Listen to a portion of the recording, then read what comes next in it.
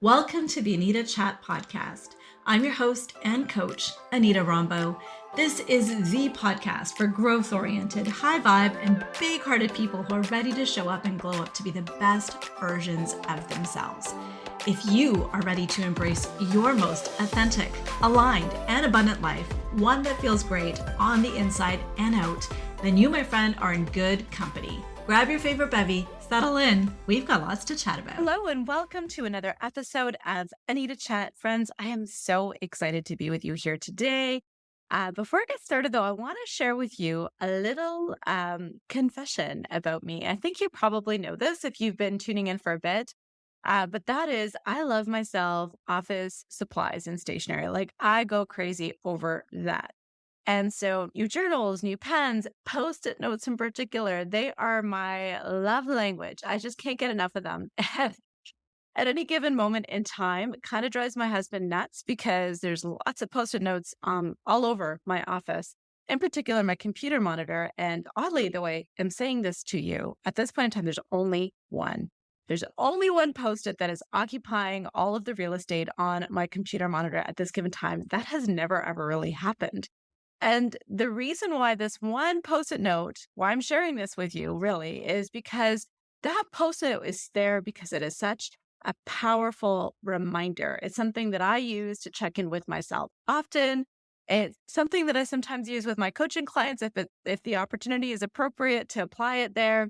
And I want to share it with you, dear listener, in case it can also change your life, because this is a very powerful and provocative question I'm about to share with you. So if you're wondering what it is, I'm going to share with you. If you're on video, you'll see this Post-it. This is the only Post-it on my computer right now, and it's, drum roll please, what am I making this mean?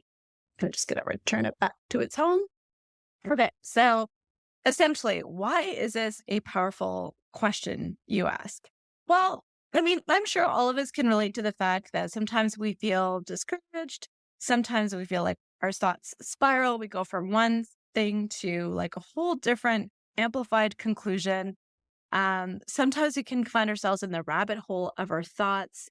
And it's a very largely an automatic and subconscious process. It doesn't take very long for us to go from 0 to 100 in a direction that may not necessarily be serving us or may not necessarily be accurate. And yet again, it's involuntary. It's just something that happens. And then you have a really hard time getting yourself out of that pattern of thinking, out of that type of emotion that elicits, which may not be the most positive. And so this is a powerful question to help us stop and pause and reflect. And by taking that step to pause and reflect, we can largely influence that automatic response that we have, the subconscious response that we have, and bring it into the conscious.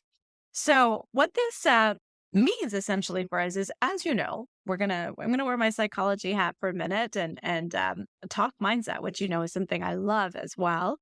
But our beautiful brain processes so much information and stimuli every single day. And it does a wonderful job at it because it's just bombarded. It's just bombarded with all this information in order to really package it in a way that you can retrieve it quickly, that you can make sense of the world that's around you. Again, automatic and subconscious, right? Like you're not thinking, oh, what does this mean? Like you just have this, you just know, right? That is your brain doing its job. And a way for it to be very effective in doing that is to process that stimuli into these distinct stories, right? And the more often you go through events or experiences that confirm that story, it's called confirmation bias.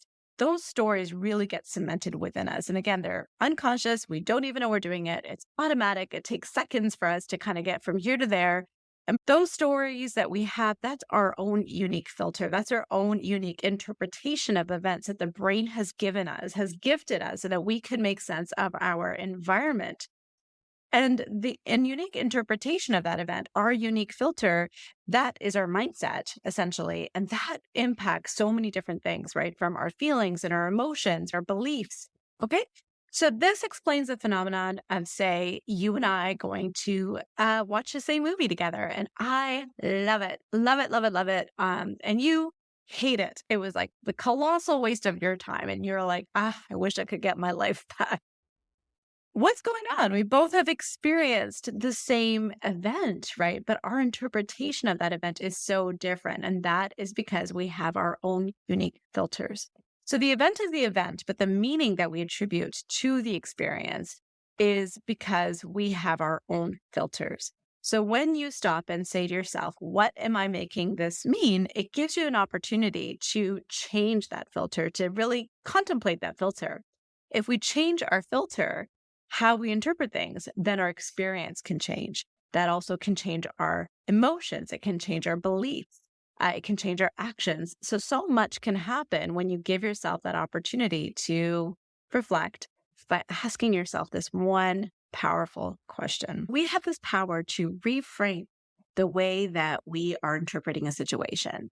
So things happen to us all the time. Things happen to us all the time. That is life. Life is a series of events and experiences, but we get to choose what we make that mean for us. And so, my friends, if you find yourself ever in a situation where things didn't go your way and you just get triggered, you find that you are spiraling, you find yourself having a really strong emotional reaction, first of all, be gentle with yourself. This happens to every single person, and it shows up in different ways and sneaky ways. And we talked about how the brain is so good at making these connections that it just happens so quickly in the blink of an eye that we can get there. But once you've identified that you are in that space, you have that opportunity to, say, de-escalate your response or your feelings or your emotions towards a situation by asking yourself, what am I making this mean? Because here's the truth. The truth is the event happened, right? You went to a movie. You had lunch with a friend. Maybe you applied to a job and you didn't get it. You went on a disastrous date. Your launch didn't go well as planned, right? Those are all just potential realities that may befall you.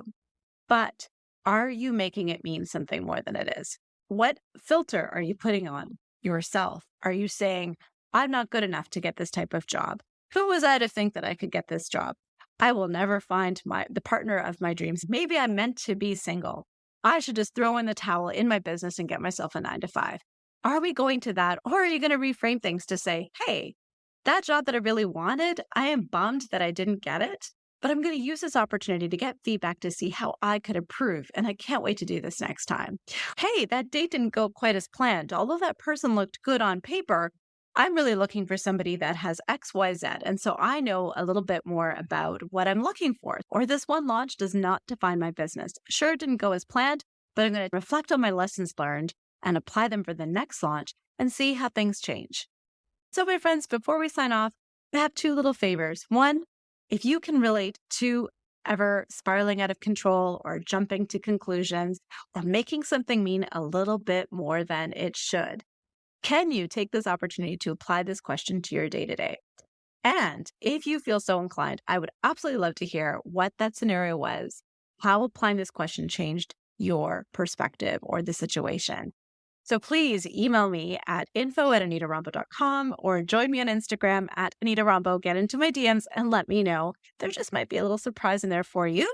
And if you enjoyed this bite-sized episode, if you found that it gave you value, would greatly appreciate if you could either give me a rate or review or share it with somebody that needs to hear this message too. It just helps us grow our community together.